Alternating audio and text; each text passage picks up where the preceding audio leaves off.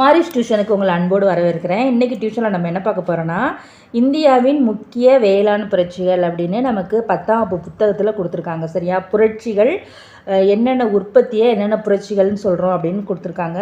இதை நம்ம கண்டிப்பாக ஒமிட் பண்ணாமல் படிக்கணும். இது முக்கியமாக கேட்பாங்க. இது எப்படி கேட்பாங்கன்னா, பொறுத்துகளை கேட்கலாம், அல்லது எண்ணெய் வித்துக்களின் உற்பத்தியை என்ன புரட்சின்னு சொல்கிறோம் அப்படின்னு கீழே 4 புரட்சி கொடுத்து கேட்பாங்க. அதனால் இதை கண்டிப்பாக படிச்சுட்டு தான் நம்ம எக்ஸாமுக்கு போகணும். சரியா? இது எப்படி படிக்கிறதுன்னு பார்க்கலாம். இப்போ பாருங்கள், இந்தியாவின் முக்கிய வேளாண் புரட்சிகள்.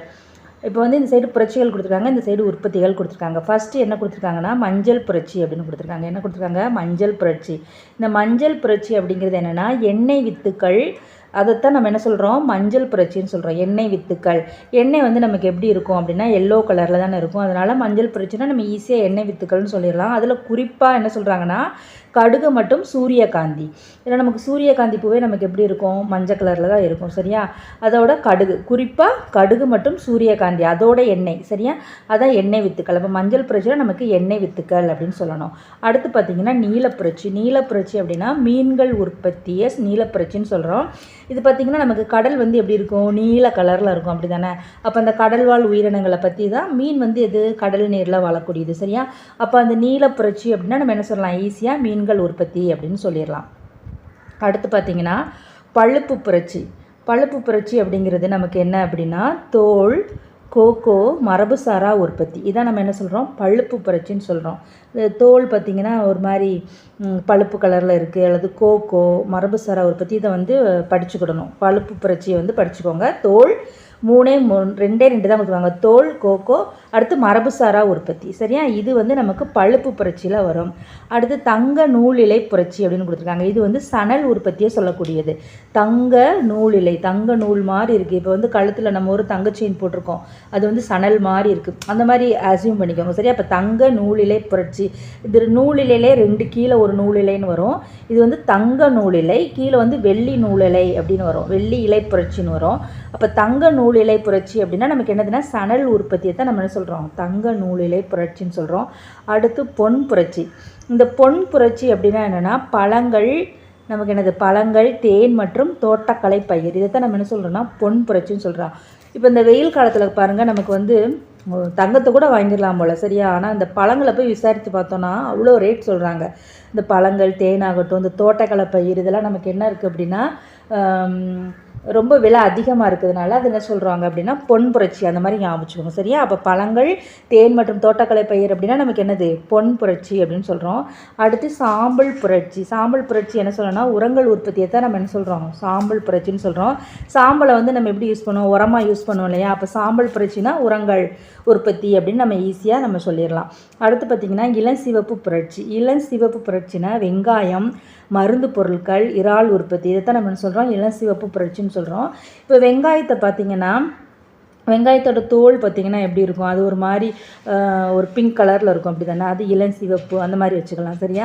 அந்த இளஞ்சிவப்பு, அதுக்கு அடுத்து மருந்து பொருளாக வந்துடணும். சரியா? மருந்து பொருள், இறால் உற்பத்தி. இதுதான் நம்ம என்ன சொல்கிறோன்னா, இளஞ்சிவப்பு புரட்சி அப்படின்னு சொல்கிறோம். இதுக்கு முன்னாடி என்ன பார்த்தோம் அப்படின்னா, நமக்கு பொன் புரட்சியில் பழங்கள், தேன் மற்றும் தோட்டக்கலை பயிர். பழுப்பு புரட்சியில் பார்த்தோம் இல்லையா? தோல், கோகோ, மரபுசாரா உற்பத்தி. அது மாதிரி நம்ம என்ன பண்ணிக்கணும் அப்படின்னா, இளஞ்சிவப்பு புரட்சி அப்படின்னா நமக்கு வெங்காயம், மருந்து பொருள், இறால் உற்பத்தி, இது ஞாபகம் வந்துடணும். அடுத்து பார்த்திங்கன்னா, நமக்கு பசுமை புரட்சி. பசுமை புரட்சி அப்படிங்கிறது என்னென்னா, நமக்கு உணவு தானியங்கள் உற்பத்தியை தான் நம்ம என்ன சொல்கிறோம்? பசுமை புரட்சின்னு சொல்கிறோம். இப்போ நெல்லெல்லாம் நட்டி வச்சுருக்காங்க, நாற்றெல்லாம் எப்படி இருக்கும்? பசுமையாக இருக்கும், பச்சை பசேல்னு இருக்கும். அப்படி தானே? அப்போ பசுமை புரட்சினா உணவு தானியங்கள், அதை நம்ம பசுமை புரட்சி அப்படின்னு சொல்கிறோம். அடுத்து பார்த்திங்கன்னா, வெள்ளி புரட்சி. வெள்ளி புரட்சி அப்படிங்கிறது பார்த்திங்கன்னா, முட்டை மற்றும் கோழிகள். முட்டை வெள்ளை கலரில் இருக்கும், அதனால் வெண்மை புரட்சியில் போட்டுறக்கூடாது. முட்டை, கோழி 2 சேர்ந்து வருதா? முட்டை மற்றும் கோழி. அப்போ அது என்னது? வெள்ளி புரட்சியில் வரும். முட்டையும் கோழியும் எதில் வரும்? வெள்ளி புரட்சியில் வரும். அடுத்து வெள்ளி இலை புரட்சி அப்படிங்கிறது பருத்தி. நம்ம இதுக்கு முன்னாடி என்ன பார்த்தோம்? தங்க நூல் இலை புரட்சி அப்படின்னா சணல் உற்பத்தி பார்த்தோம் இல்லையா? அதே மாதிரி வெள்ளி இலை புரட்சி அப்படின்னா நமக்கு என்னது அப்படின்னா, இது நமக்கு பருத்தி உற்பத்தியை சொல்கிறாங்க. பருத்தி வெடிச்சிருக்கும். அப்படியே அந்த காட்டை பார்த்தோன்னா நமக்கு எப்படி இருக்கும் அப்படின்னா, அப்படியே பார்க்குறப்ப வெள்ளை வெள்ளையாக அப்படியே இருக்கும். சரியா? வெள்ளி இலை புரட்சி அப்படின்னு சொல்கிறோம் அதை. சரியா? அடுத்து பார்த்திங்கன்னா சிவப்பு புரட்சி. சிவப்பு புரட்சி அப்படிங்கிறது இறைச்சி உற்பத்தி, தக்காளி உற்பத்தி. நம்ம இந்த இறைச்சியை வெட்டுறப்ப என்ன ஆகும், ரத்தம் வரும் இல்லையா, பிளட்டாக வரும். அது வந்து என்ன இருக்கும், நமக்கு சிவப்பு கலர். அடுத்து தக்காளி வந்து எப்படி இருக்கும், சிவப்பு கலராக தான் இருக்கும். அப்போ சிவப்பு புரட்சி அப்படிங்கிறது இறைச்சி உற்பத்தியும் நம்ம என்ன சொல்கிறோம், தக்காளி உற்பத்தியும் தான் சிவப்பு புரட்சின்னு சொல்கிறோம். அடுத்து பார்த்திங்கன்னா வட்டப்புரட்சி. வட்டப்புரட்சி அப்படிங்கிறது என்ன அப்படின்னா உருளைக்கிழங்கு சொல்கிறோம். உருளைக்கிழங்கு வந்து வட்ட வடிவத்தில் இல்லை, இருந்தாலும் நம்ம என்னது வட்டம் அப்படின்னு சொல்கிறப்ப, வட்டப்புரட்சின்னு சொல்கிறப்ப நம்ம என்ன சொல்கிறோம், உருளைக்கிழங்கு உற்பத்தியத்தை என்ன சொல்கிறோம், நம்ம வட்டப்புரட்சி அப்படின்னு சொல்கிறோம். அடுத்து பார்த்தோம்னா வெண்மை புரட்சி. வெண்மை புரட்சி அப்படின்னா பால் வந்து நமக்கு எப்படி இருக்கும், வெண்மையாக இருக்கும். அதனால நம்ம என்ன சொல்கிறோம், வெண்மை புரட்சி வந்து பால் உற்பத்தின்னு சொல்கிறோம். இதுக்கு முன்னாடி என்ன பார்த்தோம், முட்டை கோழி பார்த்தோமா, அந்த முட்டை வந்து வெள்ளையாக தான் இருக்கும், ஆனால் அது வந்து வெள்ளி புரட்சியில் வந்துடும். சரியா, வெண்மை புரட்சின்னு சொல்கிறப்ப நமக்கு என்ன வரும், பால் உற்பத்தி இதுதான் நமக்கு என்ன வரும், வெண்மை புரட்சியில் வரும். சரியா, இப்போ ஃபஸ்ட்லேருந்து ஒரு பார்த்துருமா. இப்போ பாருங்கள், மஞ்சள் புரட்சி அப்படின்னா நமக்கு என்னது, எண்ணெய் வித்துக்கள், குறிப்பாக கடுகு, சூரியகாந்தி. நீல புரட்சியில் நமக்கு என்னது, மீன்கள் உற்பத்தி. பழுப்பு புரட்சி அப்படிங்கிறது தோல், கோகோ, மரபுசாரா உற்பத்தி. தங்க நூலிலை புரட்சினா சணல் உற்பத்தி. பொன் புரட்சி அப்படிங்கிறது என்னென்னா பழங்கள், தேன் மற்றும் தோட்டக்கலை பயிர். சாம்பல் புரட்சி அப்படிங்கிறது உரங்கள். இளஞ்சிவப்பு புரட்சி அப்படிங்கிறது வெங்காயம், மருந்து பொருட்கள், இறால் உற்பத்தி. பசுமை புரட்சி அப்படிங்கிறது நமக்கு என்னது, உணவு தானியங்கள். வெள்ளி புரட்சி அப்படிங்கிறது என்னென்னு பார்த்தீங்கன்னா முட்டை மற்றும் கோழிகள். இதை மாற்றிடக்கூடாது, ஏன்னா முட்டை வெள்ளையாக இருக்குங்கிறதுனால வெண்மை புரட்சியில் போட்டுறக்கூடாது. சரியா, அப்போ வெள்ளி புரட்சி அப்படிங்கிறப்ப முட்டை மற்றும் கோழிகள். வெள்ளி இலை புரட்சி அப்படின்னா பருத்தி. சிவப்பு புரட்சி அப்படின்னா நமக்கு என்னது, இறைச்சி உற்பத்தி, தக்காளி உற்பத்தி. வட்ட புரட்சினா உருளைக்கிழங்கு. வெண்மை புரட்சி அப்படிங்கிறப்ப நமக்கு பால் உற்பத்தி. இதோடு இந்த வீடியோ முடியுது. இந்த வீடியோ உங்களுக்கு பிடிச்சிருந்தா குமாரிஸ் டியூஷன் சேனலை சப்ஸ்கிரைப் பண்ணுங்கள். மீண்டும் அடுத்த வீடியோவில் சந்திக்கலாம். நன்றி.